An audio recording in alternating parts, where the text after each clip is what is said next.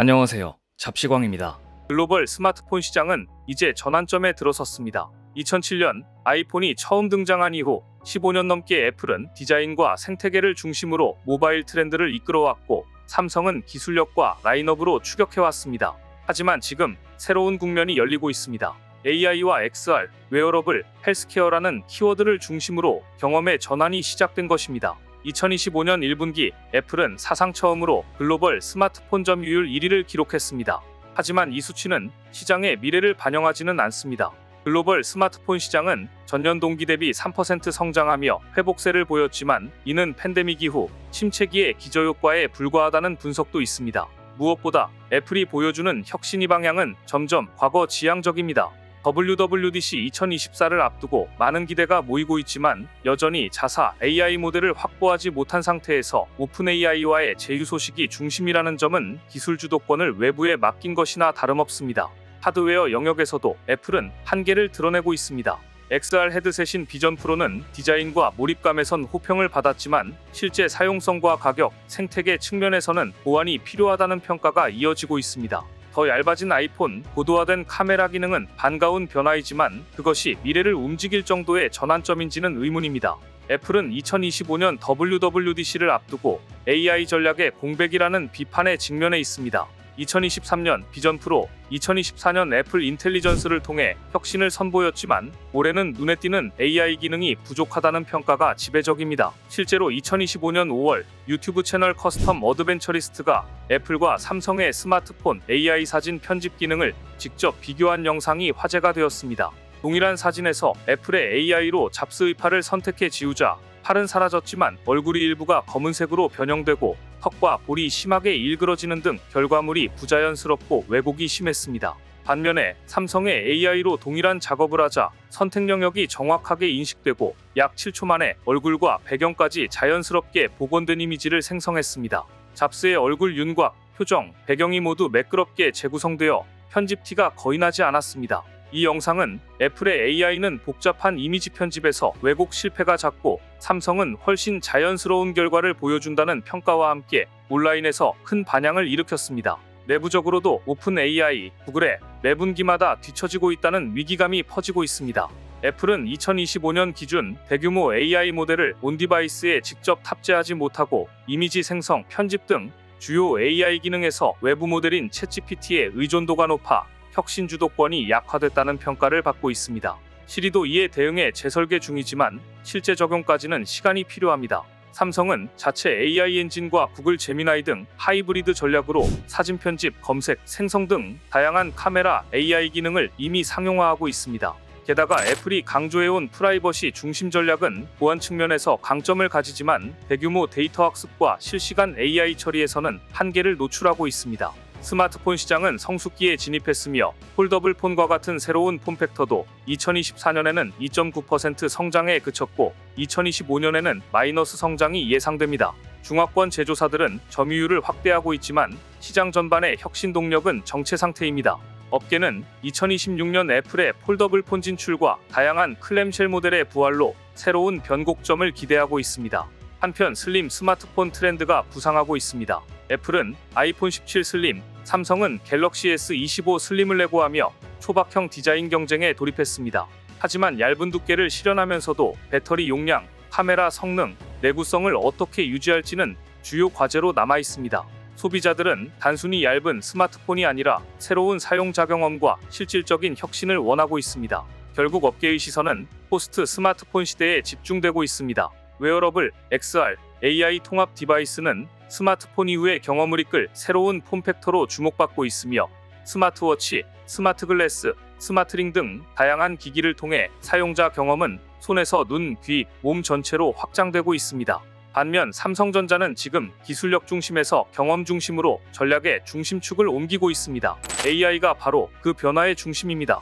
삼성은 지난 1월 자체 개발한 온디바이스 AI 모델인 삼성 AI와 함께 글로벌 LLM 파트너십을 결합한 하이브리드 AI 전략을 공개했습니다. 이는 단순히 폰 안의 챗봇이 아니라 단말 전체를 AI로 재구성하는 작업이었습니다. 삼성전자는 플래그십 스마트폰 갤럭시 S24뿐 아니라 중저가 라인업인 A55와 A35에도 AI 기능을 적용하며 기술 민주화에도 나서고 있습니다. 카메라, 통화, 문자, 인터넷 검색, 노트, 번역 등 일상 사용 전반에 AI를 심으며 사용자들이 기술을 직접 경험하게 만드는 전략입니다. 삼성은 2025년 MWC에서 갤럭시 S25 시리즈와 새로운 A 시리즈, 그리고 첫 XR 헤드셋인 프로젝트 무한을 공개하며 AI 혁신의 중심에 섰습니다. 삼성 프로젝트 무한 XR 헤드셋은 퀄컴 AR1 칩과 1200만 화소 카메라로 현실 정보를 실시간 분석하며 갤럭시 링은 의료기기 수준의 건강 데이터 수집이 가능합니다. 이는 애플 비전 프로의 고가, 고중량 단점을 정면 돌파하는 기술력입니다. 특히 갤럭시 S25 엣지는 초슬림 디자인과 강력한 멀티모달 AI 기능을 결합해 큰 주목을 받았습니다. 삼성은 AI 폴 올이라는 슬로건 아래 스마트폰, 웨어러블, 가전 등 모든 제품군에 AI를 통합하고 있습니다. 갤럭시 AI는 텍스트, 음성, 이미지, 영상 등 다양한 데이터를 이해하고 처리하는 멀티모달 AI입니다. 실시간 통역, AI 기반 사진 편집, 음성 비서, 앱 간 자동 연결 등 풍부한 기능을 제공하며 최신 기기뿐 아니라 중저가 A 시리즈와 구형 모델까지 AI 기능을 지원해 AI 대중화의 선두주자로 자리매김하고 있습니다. 구글은 2025년 제미나이 2.5 프로를 포함한 초대형 AI 모델을 공개했고, 메타는 레이벤, 오클리와 협업해 AI 기능을 탑재한 스마트 안경을 선보였습니다. 하지만 하드웨어, 소프트웨어 융합, 생태계 확장성, 사용자 접근성 측면에서 삼성의 전략이 더욱 완성도 높다는 평가를 받고 있습니다. 오픈AI도 마찬가지로 브로드컴과 협력해 맞춤형 AI 칩을 개발 중이며 2026년 대량 생산을 목표로 하고 있습니다.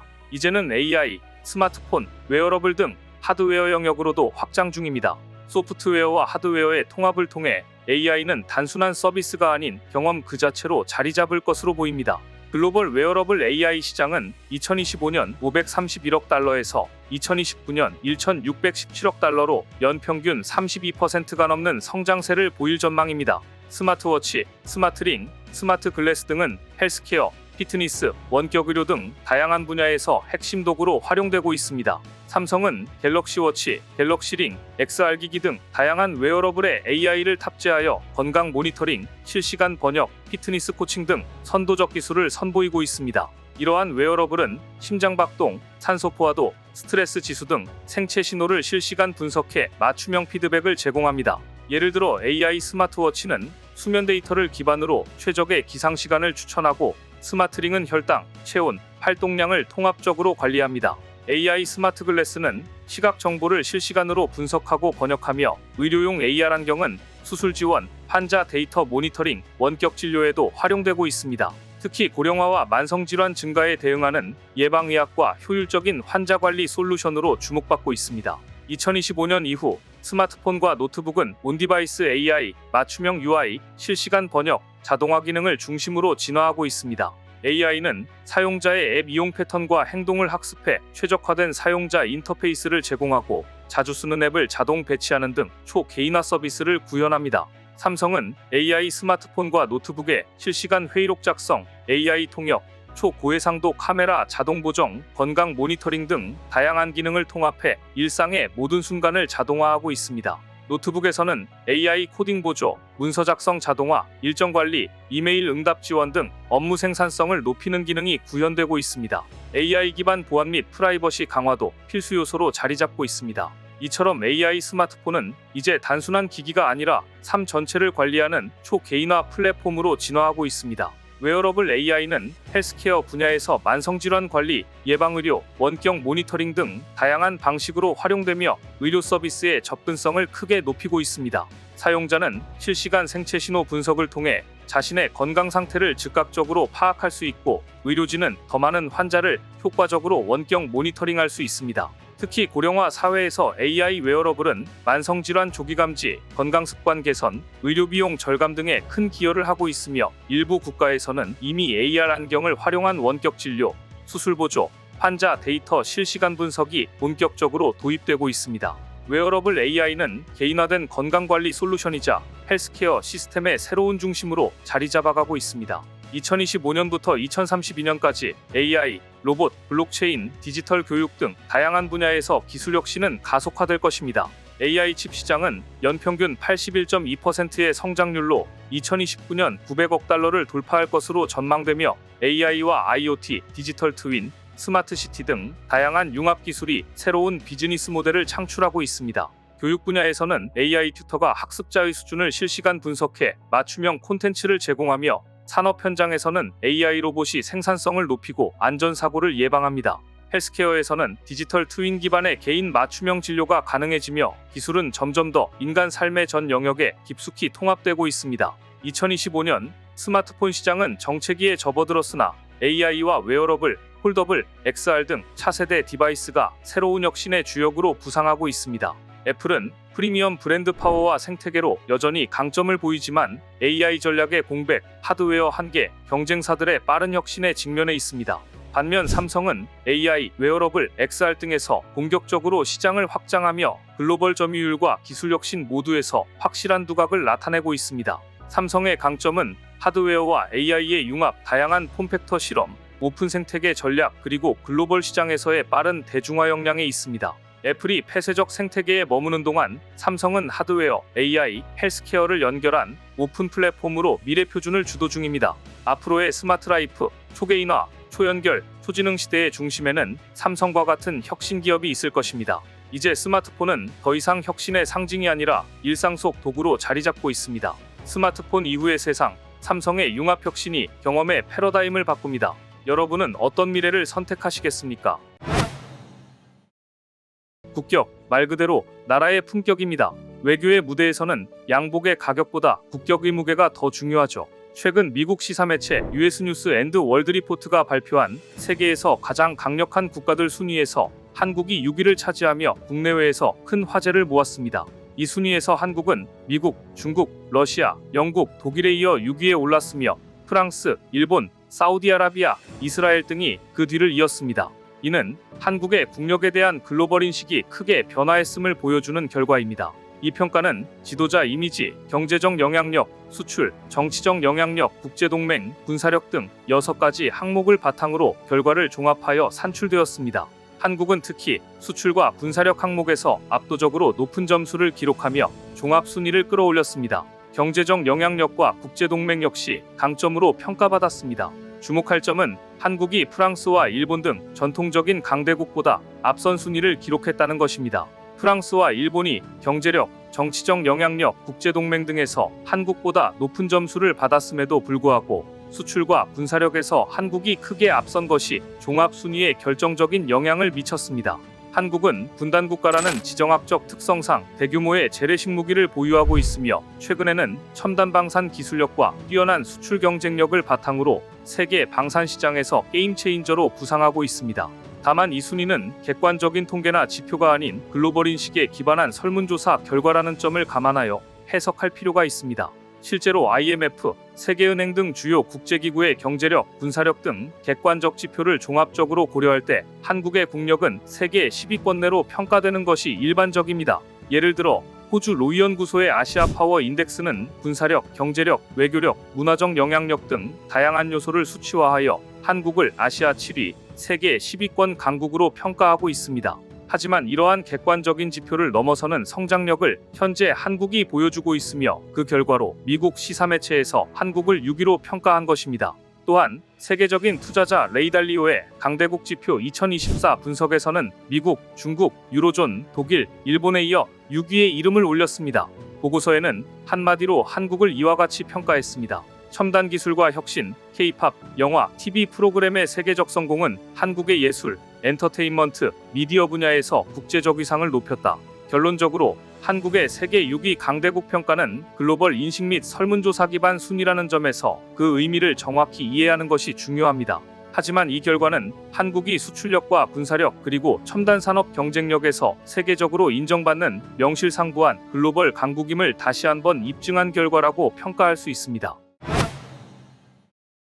2025년 6월 한국은 캐나다에서 열린 제51차 G7 정상회의에 공식 초청국으로 참석했습니다.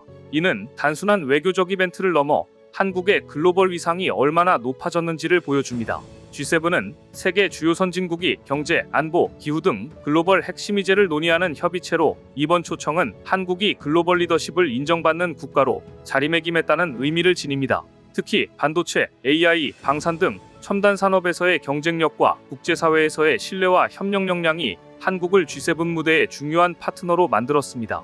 G7 참여는 기술 패권 경쟁, 공급망 재편, 경제 안보 강화 등 주요 현안에서 한국이 주도적 목소리를 낼 수 있는 기반이 되었고, 이제 한국은 단순한 경제대국을 넘어 국제규범 형성과 전략적 협력의 핵심 축으로 떠오르고 있습니다.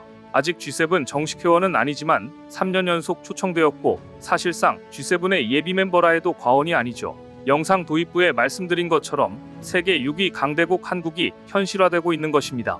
21세기 중반, 세계는 미중러 간의 패권 경쟁, 우크라이나 전쟁, 중동의 이란, 이스라엘 갈등, 아태 지역의 군사적 긴장 등 전례 없는 불확실성에 직면해 있습니다. 이러한 격변의 흐름 속에서 한국은 더 이상 주변국이 아니라 글로벌 질서 재편의 핵심 축으로 부상하고 있습니다. 특히 방산뿐 아니라 반도체, 인공지능, 미래차, 청정에너지 등 첨단 산업 전반에서 경쟁력을 갖추며 세계 공급망과 기술 표준, 경제 안보의 중심 국가로 주목받고 있습니다.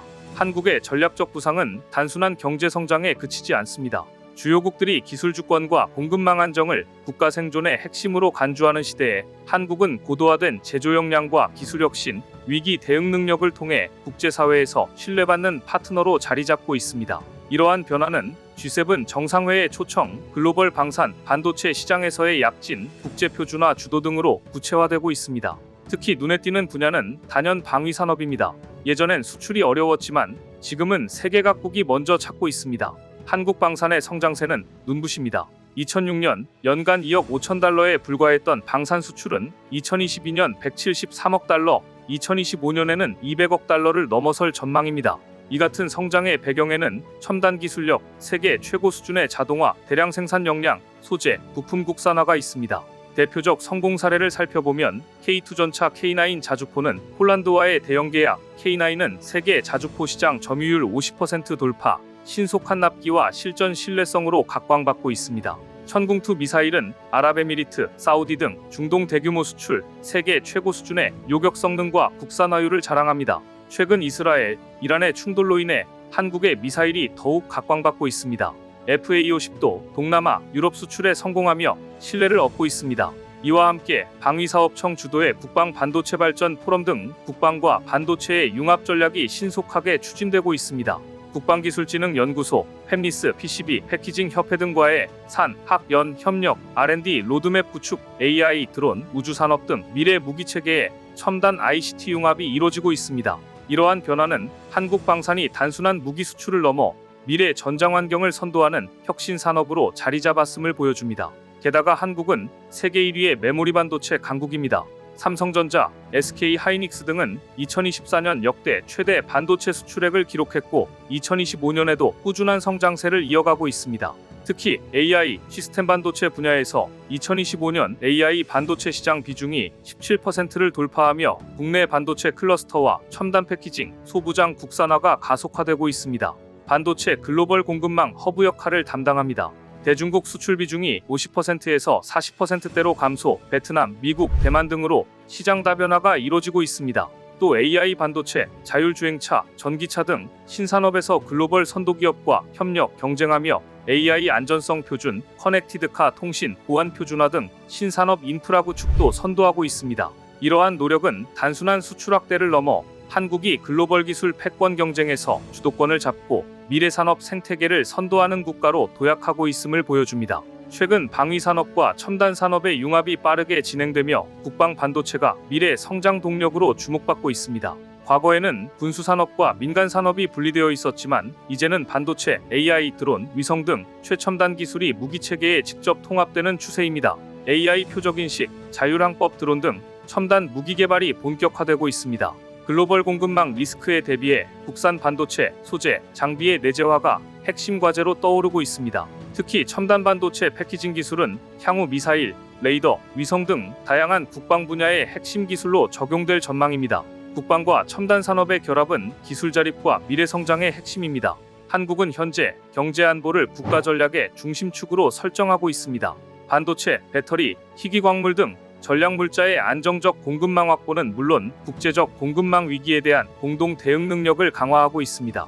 인도 태평양 경제 프레임워크 참여, 한미일 안보협력 강화를 통해 공급망 조기경보 시스템, 기술보호, 첨단 산업 파트너십 등을 다변화하고 있습니다. 그리고 폴란드, 호주, 인도네시아, 아랍에미리트 등과의 방산, 에너지, 인프라 협력 확대를 통해 한국은 다양한 글로벌 파트너들과의 전략적 동맹을 강화하고 있습니다. 또 G20, 아세안 플러스 3, 에이펙 등 다자기구에서도 한국은 자유무역, 기술협력, 기후변화 대응 등 글로벌 현안에 대해 중재자 및 조정자 역할을 수행하고 있습니다. 특히 최근 한국은 반도체 공급망 다변화, 소재, 부품 국산화, 글로벌 파트너십 확대를 통해 공급망 리스크에 선제적으로 대응하고 있습니다. 이와 함께 방산과 첨단 산업의 동반 진출은 한국의 국가 브랜드 가치를 한층 높이고 경제 안보의 핵심 축으로 작용하고 있습니다.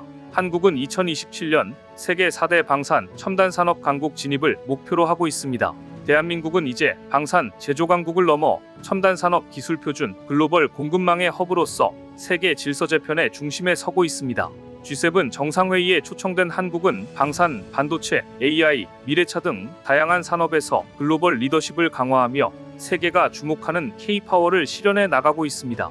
K2 전차, K9 자주포, 천궁2, FA50과 같은 무기체계는 이제 한국산 무기라는 말 자체가 하나의 브랜드가 되었음을 보여줍니다. 삼성전자, SK하이닉스의 반도체는 전 세계 정보망의 심장을 뛰게 하고 있고 AI, 양자기술, 미래차 등은 새로운 시대의 이정표를 한국이 그리고 있습니다. 이 모든 성과는 자주국방과 기술주권이라는 신념 위에 쌓인 대한민국의 제조력과 기술력의 결정체입니다. 2025년 대한민국은 G7의 문 앞을 두드리는 손님이 아니라 함께 세상을 설계하는 파트너로 평가받고 있습니다.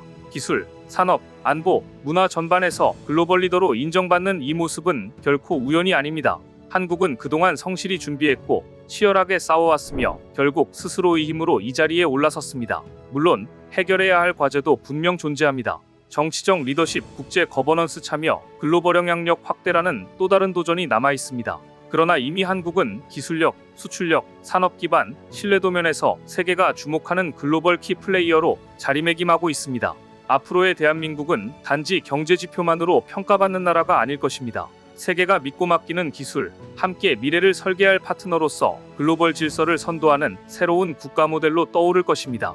그리고 그 중심에는 바로 우리가 만든 기술과 우리가 쌓아올린 신뢰, 그리고 이 모든 것을 가능하게 한 대한민국 국민의 저력이 자리하고 있습니다.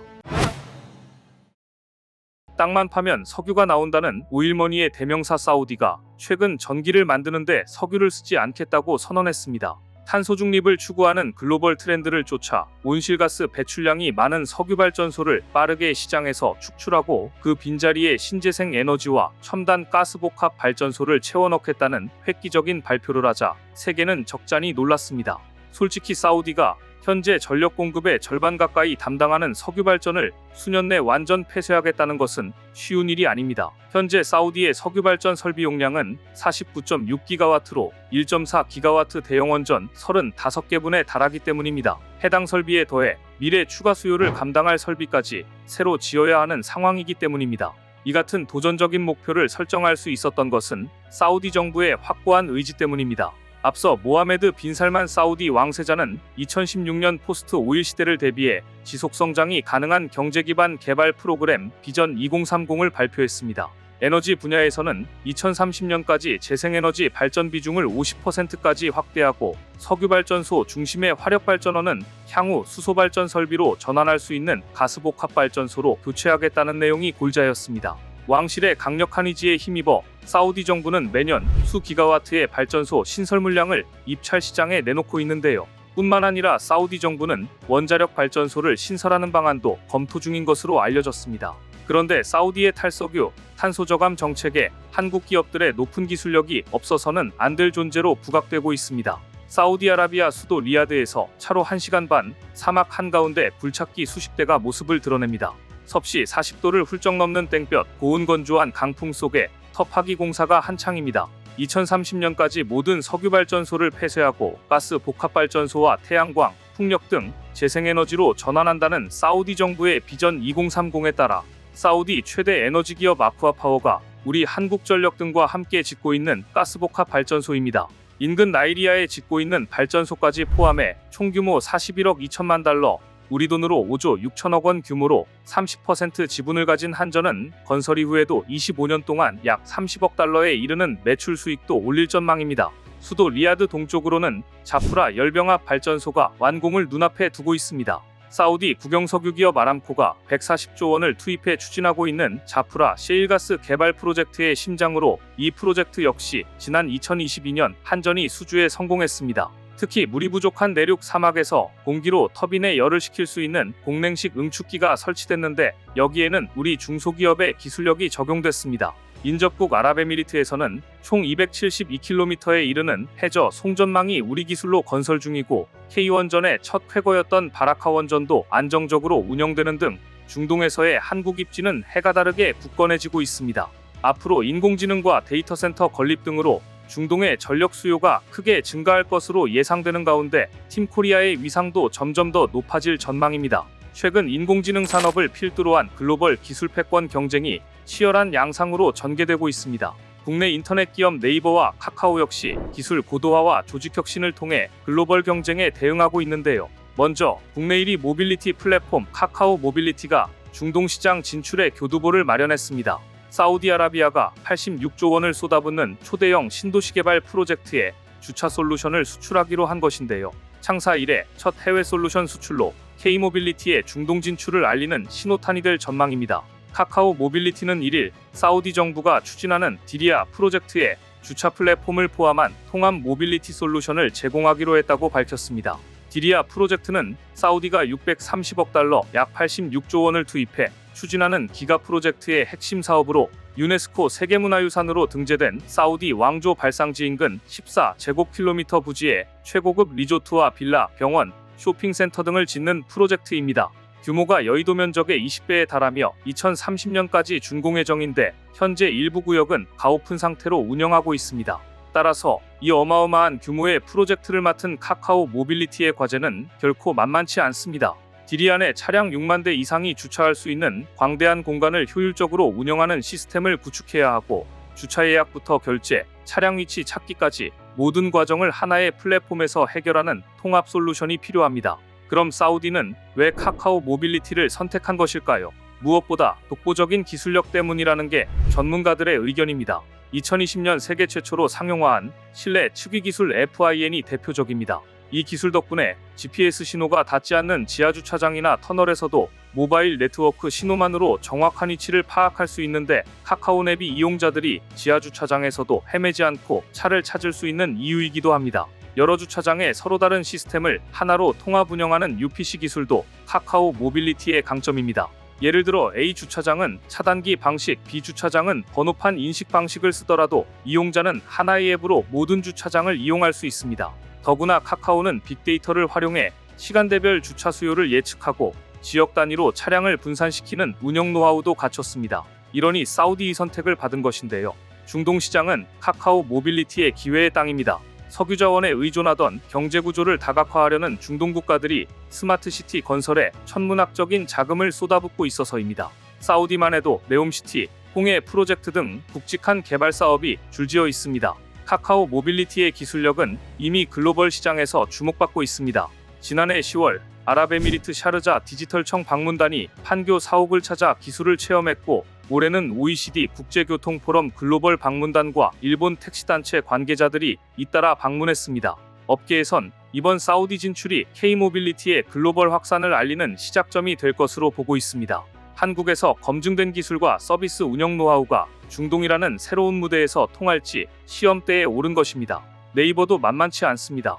네이버가 중동의 맹주, 사우디아라비아 주요 도시를 디지털 환경에 그대로 구현하는 디지털 트윈 프로젝트에 성공했습니다. 1970년대 중동에서 건설붐을 일으킨 건설업계에 이어 네이버가 독보적인 정보기술 역량을 무기로 제2의 중동 특수를 주도하고 있는 것입니다. 앞으로 중동 전역과 유럽, 아프리카 등 인근 지역으로의 사업 확장도 기대되는 상황입니다. 최근 네이버는 메카, 메디나, 제다 등 사우디 도시 3곳을 디지털로 구현하는 디지털 트윈 플랫폼 프로젝트를 완료했다고 발표했습니다. 사우디 자치행정주택부가 발주한 이 사업은 현지 공공앱 운영사 발라디와 사우디아라비아 주택공사의 디지털 부문 자회사인 NHC 이노베이션이 주도하며 네이버, 네이버 클라우드, 네이버 랩스, 네이버페이로 구성된 팀 네이버가 기술을 제공했습니다. 이번에 구축된 도시세계의 총면적은 약 6,800제곱킬로미터로 서울시의 11배가 넘고 건물 수도 92만 동에 달합니다. 그런데 이곳에 네이버가 고해상도의 3차원 이미지와 함께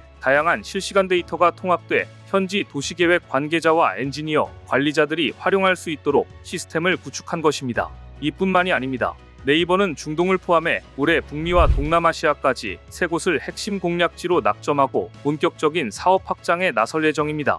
우선 북미에서는 글로벌 AI 스타트업의 산실인 미국 실리콘밸리의 신설법인 네이버 벤처스를 설립하고 현지 스타트업 발굴과 투자에 착수했습니다.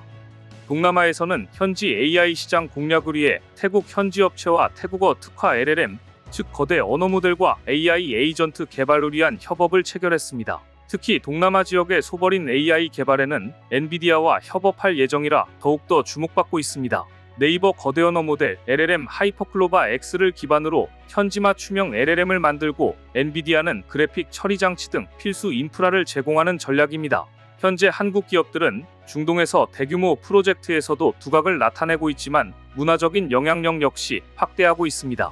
사우디에서는 한때 중국 열풍이 불었지만 지금은 한류 열풍이 완전히 압도한 상황입니다. 최근 중동의 거리를 걷다 보면 의외의 순간에 놀라게 됩니다. 외국을 여행할 때면 아시아인을 향해 으레, 니아오나 오하요 같은 중국어나 일본어 인사를 듣기 마련인데 이곳에서는 안녕하세요라는 한국어가 먼저 들려오기 때문입니다. 한국인을 신기할 정도로 단박에 알아보는 경우도 많습니다. 사막의 열기 못지않게 중동에서 체감한 K컬처에 대한 관심은 뜨겁고도 생생합니다. 먼저 마트에 들르면 식초, 참기름 등 한글 표기 제품이 심심찮게 눈에 띄입니다. 그 중에서도 라면 코너에서 가장 잘 보이는 자리에 놓인 건 한국의 대표 매운 음식인 불닭볶음면입니다. 드라마, 먹방, K-팝 가수가 즐기는 메뉴에 대한 관심이 높다 보니 현지에서도 한국 음식의 인기가 뜨겁습니다. 익명을 요청한 사우디 현지인은 유튜브나 드라마를 보면서 한국어를 배우고 자연스럽게 한류에도 많은 관심을 갖게 됐다고 말합니다. 2023년 사우디아라비아행 라면 수출액은 1,128만 달러로 전년 대비 3.9% 증가했습니다. 전체 라면 수출에서 차지하는 비중은 30.1%이며 2019년 이후 연평균 31.5%의 성장세를 보였습니다. 같은 해 아랍에미리트 수출액은 1,502만 달러로 1년 전보다 12.8% 줄었지만 2019년 이후 수출액은 연평균 40.2% 증가했습니다. 대단한 증가 속도입니다. 사우디에서 K컬처가 확산한 데에는 중동 전역을 휩쓴 개방의 흐름이 한몫했습니다. 현지인들에 따르면 과거에는 카페에서조차 가요를 듣기 어려웠다고 합니다. 이슬람의 보수적인 근본주의 교파인 와하비즘이 사회 전반을 지배하면서 고전음악은 물론 대중음악까지 일절 배척했기 때문입니다.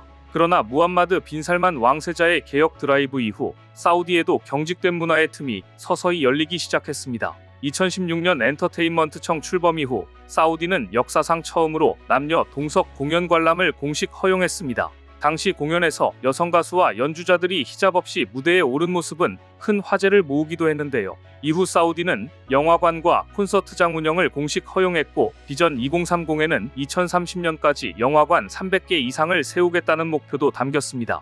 K컬처 바람도 거세졌습니다. 2019년에는 아시아 가수 최초로 가수 슈퍼주니어가 제다의 킹 압둘라 스포츠시티에서 콘서트를 열었습니다. 이어 수도 리야드의 킹파드 인터내셔널 스타디움에서는 방탄소년단이 비아랍권 가수로는 처음으로 스타디움 무대에 올랐습니다.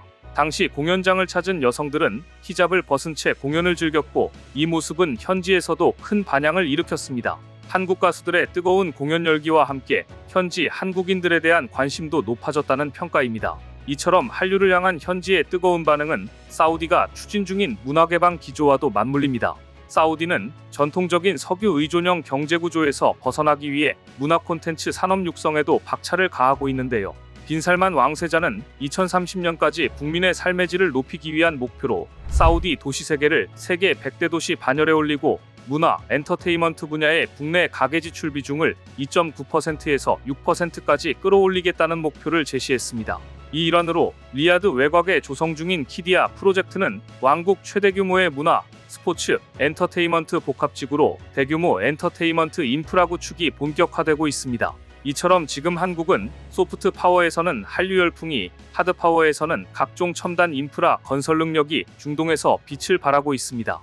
오늘 준비한 소식은 여기까지입니다. 댓글을 통한 여러분들의 많은 의견 기다리겠습니다. 시청해주셔서 감사합니다.